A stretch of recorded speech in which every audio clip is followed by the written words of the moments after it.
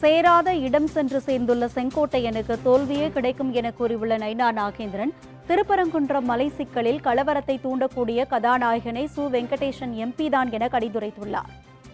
பாரதிய ஜனதா கட்சி தமிழ்நாட்டில் வளர்ந்து வந்துகிட்டே இருக்கு.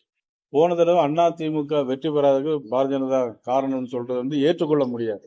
ஆட்சி அமைப்பதற்கான வாய்ப்பு இருக்கா சார்? ஏன்னா அதிமுக பல்வேறு உட்கட்சி பூசல் போயிட்டு இருக்கே சார், எப்படி சார் வாய்ப்பு இருக்கும்? அதாவது உட்கட்சி பூசல்ங்கிறது வெறும் கண்துடைப்பான விஷயம். என்ன பொறுத்த மட்டும் 50 ஆண்டு அரசியல் வாழ்ந்த செங்கோட்டையன் அவர்கிட்ட தான் போயிருக்காரு. இப்போ சில இடங்கள்ல துரியோதனன் என்ன பண்ணிட்டு இருந்தாங்க, சேராத இடங்களில் சேர்ந்தா என்ன நடக்கும்?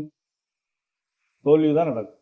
நீங்க இன்னைக்கு எழுதி வச்சுக்கிடுங்க, உறுதியா தேசிய ஜனநாயக கூட்டணி ஆட்சி, இன்னும் நிச்சயமா ஆட்சி மாற்றம் உறுதி.